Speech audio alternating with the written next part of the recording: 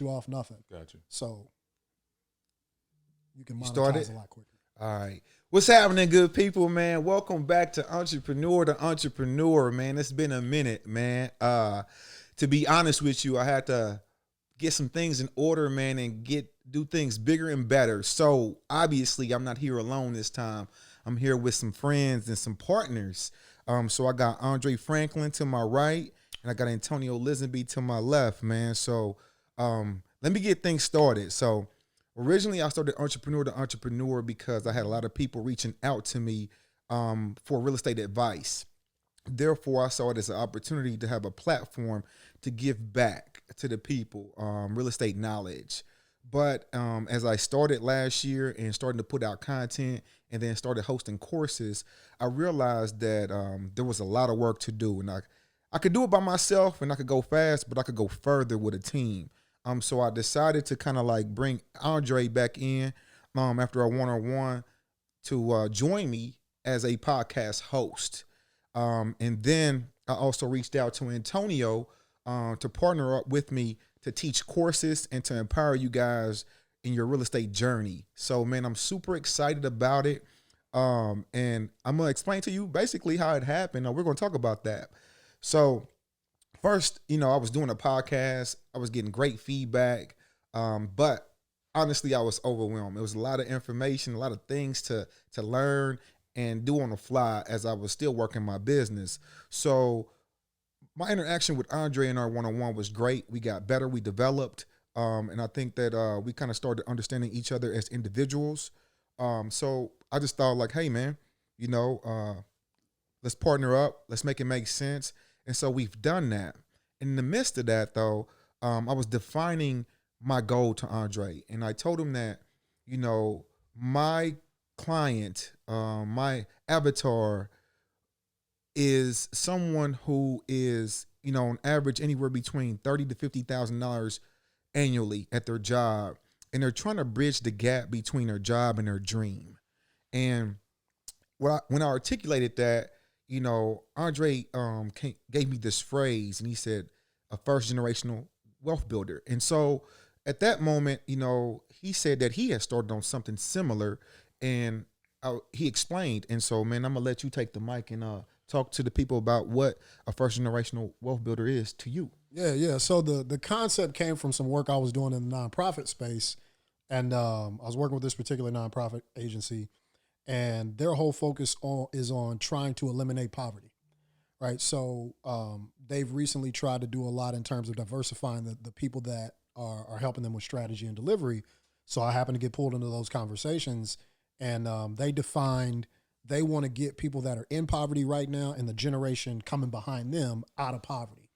And so as a child who spent part of our lives early on in poverty, and then my mom was able to move us out, I just had a different take on it. And I was explaining, so if the people that are in poverty and one generation behind them make up one bookend, what you're not thinking about is the generation that is out of poverty, but they don't have any help. They don't have the wealth that Donald Trump inherited. They don't have a wealth management company, and they don't make enough for those people to really want to work with them.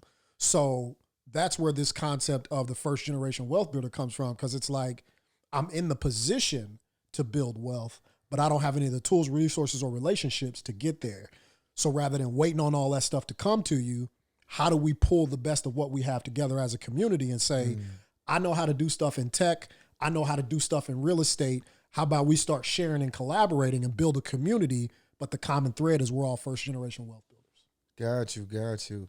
So I thought the concept was super dope. You know what I mean? I think that it's something that, especially our culture will own. You know what I mean? Like I know that, that's been my goal for my family. And, to be able to share those experiences and failures, I feel like I could provide influence, impact, and help others earn income. You know what I mean? So that was like a part of Entrepreneur to Entrepreneur. The goal with the podcast was more so to build a community of people who want to invest, learn about investing and things of that nature. But I was like, we're going to get bored if we just keep talking about wood and framing and plumbing. You know what I mean? So what we're going to do is basically, man, focus on some super dope income stories.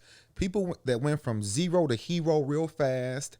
We're also going to maintain the real estate theme. So we're going to have lenders, investors with dope stories. I got one guy that has like 4,000 doors. Yeah, so like that's just like super amazing. And then we're also going to focus in, here and there, bringing in people who have great financial strategies that teach us how to invest and how to grow our money when we obtain that type of income and capital. So in doing so, the second part to entrepreneur was basically the teaching and the courses. And so I'm actively investing. And so I am a primary buy and hold type of guy. I have about 24 properties. I do wholesale from time to time. And I also flip. I got a commercial building as we're here. So I have a little bit of diversity in my portfolio. But Antonio is very aggressive flipping in the local market. And I just felt like, we could definitely benefit from his experience and his tenacity and his mistakes. So that's when I just really called Antonio and was just like, yo, I kind of see what you're doing. You putting out content constantly. You are basically reaching out to the same avatar in essence. You know what I mean? Exactly. And so I basically explained to Antonio on the phone call, literally like, hey man, this is what I'm doing. Entrepreneur to entrepreneur. This is my goal. I see what you're doing. I'm reaching out, man, because, I was wanting to know where you were at and what your vision was. And I also wanted to see if that's something that we could put together. Just because, like I said, we could go fast alone, but we could go further as a team. And so, like, man, how was that? What you think about the call, man? Like, where's you at with it? Yeah, I mean, when you first called me, I was just like, and was presenting me with the opportunity. It was kind of like yeah, let's do this. I'll pretty much off top. You know what I'm saying? Just because, like you said, you can go far by yourself, but we can go farther, as a team. And I just feel like, you reaching out was a big step, and just kind of changing the dynamics of, the what people think of the city of Indianapolis in the sense of not working together. So it gives me an opportunity, gives us an opportunity to kind of bridge that gap, and two people, who's doing positive things, doing, some big things in the city as far as the real estate, and just putting it out there together. I was doing Blueprint University. I get a lot of questions and things like that. So just building something together, it entices me, and it got me up a little bit more than just trying to do it by myself. So I appreciate the call, and I'm happy to be on board with the opportunity to put this together, and working with two bright minds to come together, man, and give people the information that can change their life. Cool, dope. So don't leave us yet, because we got a big surprise at the end of this. Big announcements. Yeah. So don't leave us yet. Stay tuned. So Dre, I want you to tell the people about our call. Like it was a couple calls later, but I was like, yo, what do you want out of this? Because I thought it was kind of like unique. You know what I'm saying? Yeah. I was like, straight up, I want y'all to teach me how to get my first house. Like, I'm trying to get my house. I want to get my first property this year, right? Because first rental property, right? I want to get my first rental property, right? I already have my primary residence, and we've done that whole thing. But my wife and I really focused on probably the last 12 years, how do we eliminate as much of our debt as possible? So now we've got student loans and a mortgage, and that's it. And like we're really faithfully practicing paying cash for stuff. So with that, I've realized, kind of like we were talking about earlier, right, with the conversation around the richest man in Babylon, we're now in a position where we pay ourselves first, right? And so there ends up being not a large amount of money, but a nest egg that you notice, and I see it sitting in an account, and I'm like, I can't build wealth just having that money sit in a savings account. I got to put that money to work, and I'm caught in this space where I don't know enough about stock investing, but I want to learn, and I can't wait to catch up to that while that money's still sitting there, right? So to me, I've lived in houses, I've worked on houses, I've done everything but own them and rent them out. I'm ready to do that while I'm still learning how to do the stock investing. But let me not discredit you, though. You did take a good step. So he did his kitchen and bathroom and floors over. Now he's selling his home for a profit. So in essence, that's his first flip. That's first. Yeah. No, that's real. That's real. A lot of us should do, A lot of people don't look at it like that, but in essence, that's pretty much what it is. You know, You just happen to live in your flip. live in it. I was Probably got a hustling. little bit. Probably got a lot of love to it. You know what I'm saying? And that's exactly what it is, man. It was funny because just what you talked about. These are conversations that we struggled with in my family because people was like, why you moving that way? And it was, I'm buying a house below market prices in 2012, right? So everybody know the market was horrible back then. It was great if you looked at it in the right way. So in my mind, I said, everything's on clearance. Right. I don't buy Polo unless it's on clearance. That's just me. So when I go into Macy's, I'm going right past the stuff that's brand new because I'm balling on a budget. So I'm hold going on, to that clearance hold route. on. So like, you ain't cheap. You just super frugal though, huh? Not even super frugal. It's all hustle. I gotta stretch it. It's gotta stretch. No, I'm being serious, right? So you Because still look good, don't you? Hey. Still walking out, bruh, popping collars. and I still got some money in my pocket, No right? doubt, no doubt, no So doubt. for me, it was how do I take the same stuff that I know in all these other avenues and make it make sense for me in real estate? And that's when it clicked. I said everything's on clearance. Why wouldn't I buy it right now while it's on clearance, knowing that the market's going to rebound? And my wife was kind of like, I don't know, how's this going to work? And I didn't understand all the ins and outs of it, but I knew enough to say this area, when I run the comps 5 years ago, was worth this. Now, because of what's happened in the market, it's worth less. You could talk numbers to us, bro. So the house was worth between like $350 and like $430, somewhere around there when we bought it.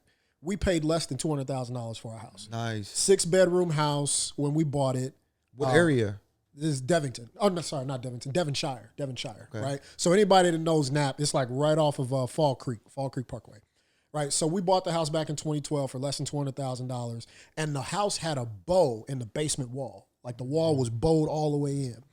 So the family that built the house, the guy was a doctor, and he walked away from the table with a 6-figure check. I didn't notice at the time, but he walked away from the table with a 6-figure check. We bought the house because the way we wrote the purchase agreement, he had to deduct $10,000 off his asking price. Then he had to cut us a check to get the wall fixed. So he gave me a $10,000 discount just to pay for the wall. So that's how, want to deal with it. that's how we worked on it, right? Yeah. But then, and that's why I brought up, he got a 6-figure check at the end of the deal, right? So I'm at the table with him closing, and I see this check, and I'm like, well, yeah, I would have gave you a $10,000 discount and paid $3,000 too. So that was it, man. We found a great opportunity where most people that I know, they don't want a house that needs work. They wouldn't buy a house that has a bow in the basement, right? But I saw it and said, if that can get fixed and it's not going to be a problem, then I'm going to flip this house and we're going to be good. So now we're on the other side of that equation. We cut the 6-bedroom down to 4, renovated the kitchen, renovated 2 of the 3 bathrooms. About to put it on the market on March 18th and see what it do. For how much? We're listing for $350. Got you. That's $150. Ooh, that's a Good big boy market flex. right now to It's get rid of him. Exactly. Now here's the bad part. It's a bad time to buy. But this a good part for him though. He don't got no down payment because he got a VA loan. Oh yeah. Yeah, so he's good. Yeah, all the way around the Yeah. Yeah. So that's $150,000 flip here in person, bro. Yeah. So like that's your first house. We gonna get you a second There one. we go. Second There we go. Yeah, There we go. gonna get you I'll a take second it. one. I'll take it. I'll take it. So I also asked you the same question. What did you want to obtain from entrepreneur to entrepreneur? What I want to obtain is just camaraderie, just working together and building something bigger than us. Because essentially, it's first generation wealth builders, and that's pretty much that's something to kind of be excited about and helping people obtain their wealth. Alongside with me, I'm still bouncing off. I'm gonna be bouncing off y'all for real.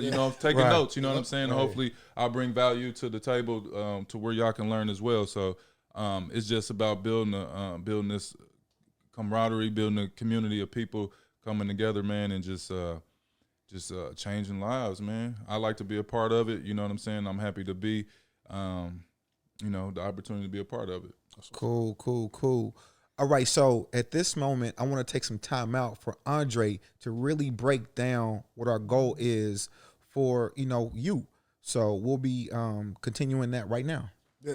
So this is back from a conversation we had when we were first really getting this whole thing put together for first generational wealth builders, and the conversation was around just explaining how does somebody go about doing this. And there's a couple different strategies, but mostly what our avatar is going to be coming from is the standpoint of personal income.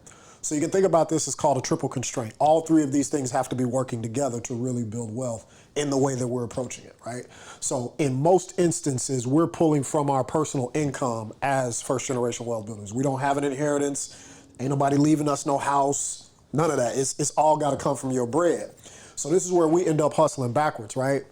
We take our personal income and we don't practice savings, which is why starting with the book first, The Richest Man in Babylon is important. If we can get this mindset right, we build a cash pool of money to grab from when there's opportunities in the marketplace that we want to take advantage of. It's when we don't have that savings and those opportunities come, we can't capitalize on them. So most of what you're going to hear from us is going to be around strategies to take personal income, figure out ways to save it, and then primarily, because of the experts that we have in-house in Tone and Eric, we're going to be focused on how do we take that and turn it into real estate. And really it's about leveraging other people's money more than anything. But through that, you'll be able to manage some of the aspects of what you're trying to do with wealth building and real estate through cash. So everything that we're going to be focused on is kind of this first leg of the stool. How do we get focused on taking our personal income, paying ourselves first so that we have a savings, and then based on that savings, being able to grow a real estate portfolio. But you got to be aware of that triple constraint. All right, so now that he broke that down, man, we're excited, man, to bring you a lot of information. The podcast will be going live each and every Tuesday at 7 o'clock. Again, each and every Tuesday at 7 p.m. Eastern time. So now we're going to need your help. So for the first 100 people that sign up to our lunch break, we're going to allow you to get it for $1. So what's the lunch break? The lunch break basically will be a situation to where you could log in to our portal and basically catch one of us live Monday through Friday at 12 o'clock p.m. Eastern time. If you cannot do that because of, your work schedule, where you're located, you'll be able to catch the replays. But basically, you'll have access to us. On Mondays, Antonio will basically be doing deal breakdowns. So if you have some deals that you need some assistance with, Antonio will be there hands-on to mentor you, and or he'll break down his deals. Therefore, you kind of learn as he's building his wealth.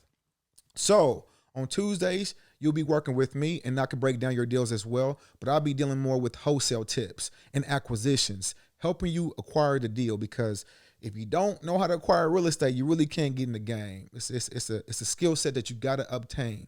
So we'll work on that on Tuesdays. On Wednesdays, we'll have Lending Wednesdays with one of my lenders. So you'll basically be able to ask about all the money plays. You'll get to learn how the money works and what you need to do to obtain. And a lot of people, have contractors, good contacts and this and that, but they don't know how to manage the money to really execute the deal. So on Thursdays, we'll be putting like a spotlight on some local businesses and things like that, other investors, just to kind of do a little Q&A every Thursday. And you can learn from others outside of our circle. On Fridays, we'll have Andre basically doing a book review. You know what I'm saying? Breaking down books once a month, a book once a month, and giving you the cliff notes and the key points that you need to take away to really start developing your mindset and your way of thinking.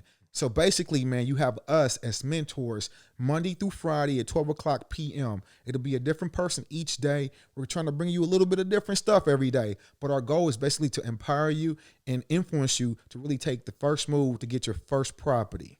And if you already got properties, basically to, scale your wealth up and get more. So that's that, man. Sign up and subscribe to the YouTube.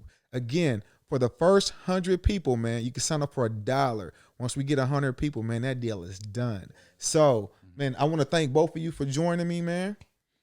And so I see y'all on the other side.